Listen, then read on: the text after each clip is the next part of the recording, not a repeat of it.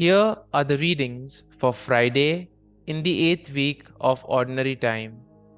Today's first reading is from the book of Sirach, chapter 44, verse 1 and verses 9 to 13.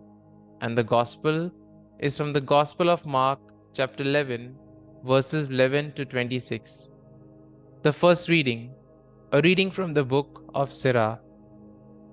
Now will I praise those godly men, our ancestors, each in his own time.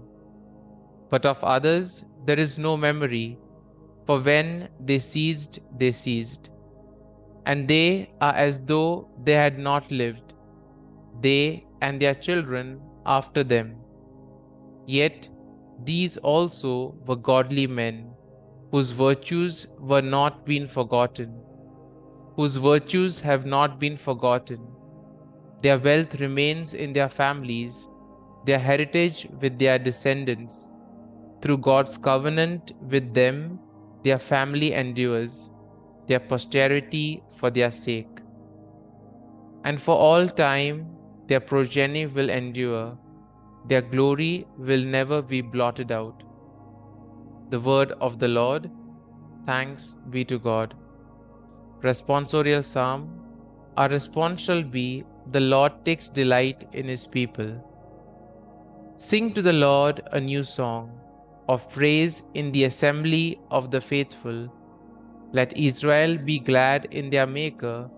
Let the children of Zion rejoice in their King. Response. The Lord takes delight in his people. Let them praise his name in the festive dance. Let them sing praise to him with timbrel and harp. For the Lord loves his people, and he adorns the lowly with victory. Response.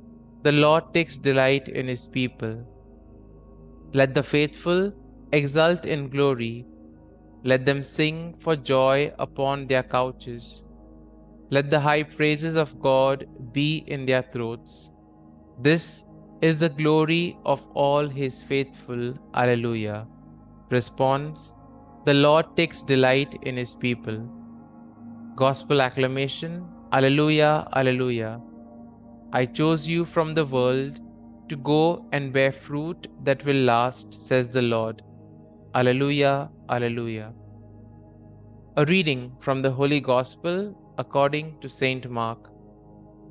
Jesus entered Jerusalem and went into the temple area. He looked around at everything, and since it was already late, went out to Bethany with the 12.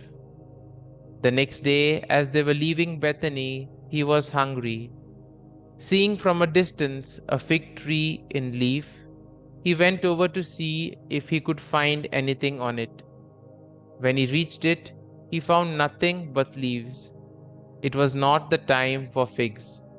And he said to it in reply, "May no one ever eat of your fruit again." And his disciples heard it. They came to Jerusalem, and on entering the temple area, he began to drive out those selling and buying there. He overturned the tables of the money changers and the seats of those who were selling doves. He did not permit anyone to carry anything through the temple area.